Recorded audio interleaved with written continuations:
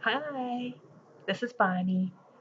I thought I would post my first video talking about food. Um, I've gotten pretty big over the years. I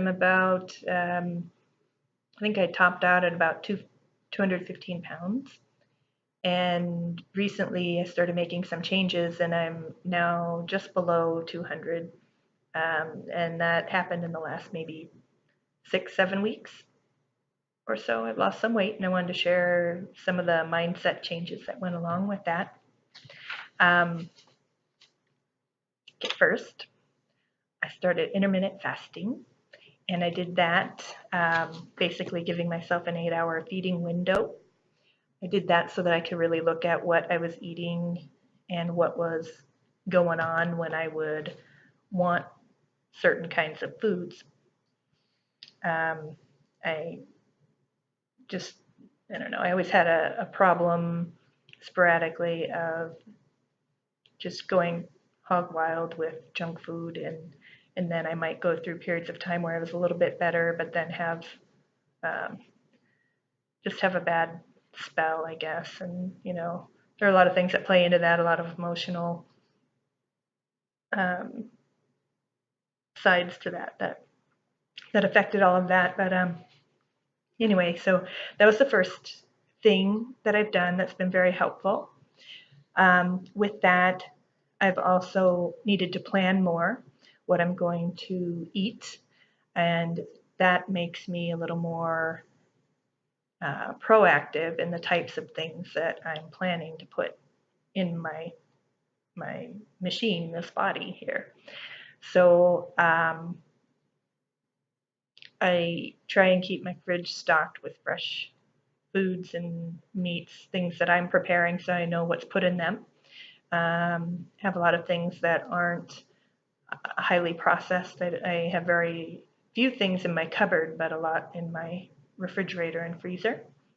And I've found one store I go to that tends to have these things a little cheaper than most. I go to Foods Co. They sometimes, when their veggies and fruits are starting to get a little soft, too soft, they'll bag up massive amounts of fruit and veggies and sell the whole bag for $1. So you might have to cut away some parts of the fruit or veggie, um, but for the most part, you're getting such a deal because a lot of times one item that they have in the bag might cost $1 normally, but and then they have deals on meat that's like that as well. They'll give you a wide variety of meat and put a flat rate $20 price tag on it. It's maybe 27, $28 worth of meat. So anyway, those are things that have helped make it not be so brutal on the spending on living this way. So um, another thing I'm doing, I mean, I've always read the Bible, but and journaled some, but really trying to not judge what I'm writing, I guess. No matter how crazy it is, sometimes it's creative things. I've always been someone that's really judged what I've written before, and now um, I I don't. It's a part of who I am, and you know who God says I am is pretty great with Him. He made me. He's allowed the things that He has that have shaped certain ways of thinking and certain ways of responding to things, and He's all about grace and growth and change. And so no matter how far to the depth that I might go in my writing or thoughts or whatever it is, He's just reading scripture, journaling, and not really passing judgment on what I am expressing, not being scared of what's inside this mind.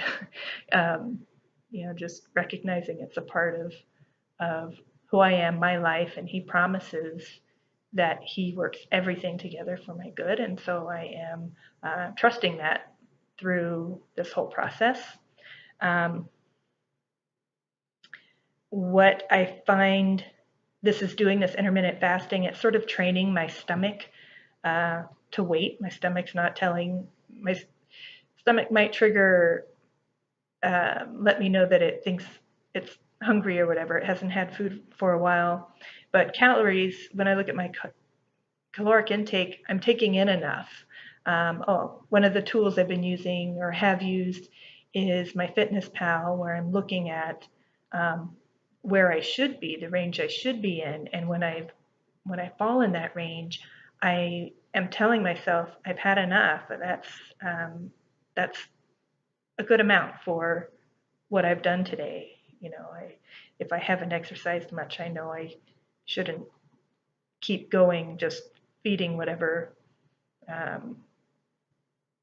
whatever thing I want to eat. That I can look and recognize that it's energy that I'm taking in, that should be the purpose for taking some of this in. And so I'm training my stomach that way, but then also training my palate to desire the better things.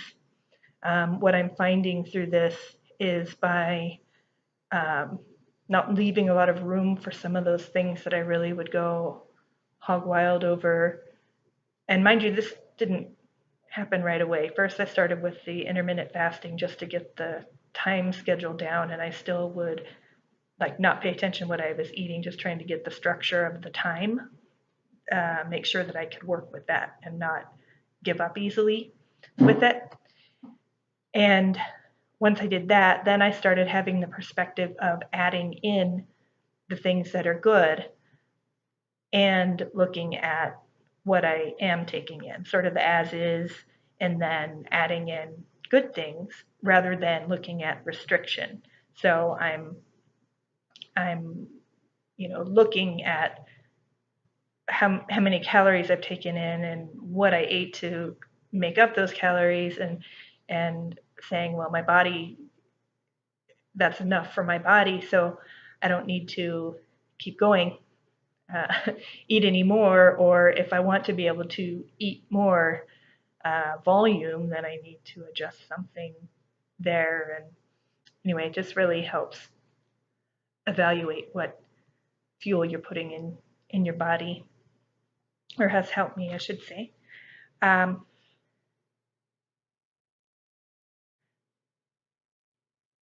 That's largely what I wanted to share.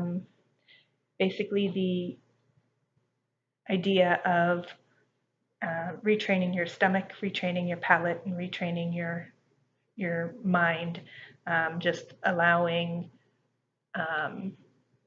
yourself to fully express, not just if you're feeling something, but sort of just express on anything. It doesn't have to be related to food. It doesn't have to be related to stress. It can be, like, for me, I am very creative, so sometimes I'm writing, I might write a scene if I stick with it and write it all the way through, or I might, sometimes one of the things for me, I might get lost in fantasy, and so I might write some of that out. And again, that goes back to judgment, not judging myself for some of these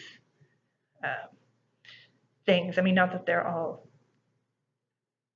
inappropriate things necessarily, but just for some of the ways you might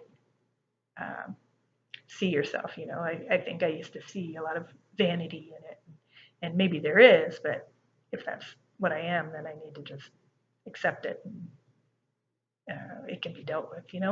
So anyway, that's my little blurb on food, and I don't know if I'll continue making little videos. It's something I've wanted to work towards, trying to have a little 3-minute segments here and there on different topics, but also maybe incorporating writing and different things. But I always hesitate on how to start and what to start on. So this is one of the journeys that I'm on now. It's pretty recent, but I'm starting to have success with it. And I will say I actually had soft, chewy chocolate chip cookies in front of me, and I actually had the thought, I don't even want that right now. And I opted for fruit and healthy stuff instead. So that's a huge change. Usually, the like soft, chewy cookies ruin any attempts at changing my culinary behavior.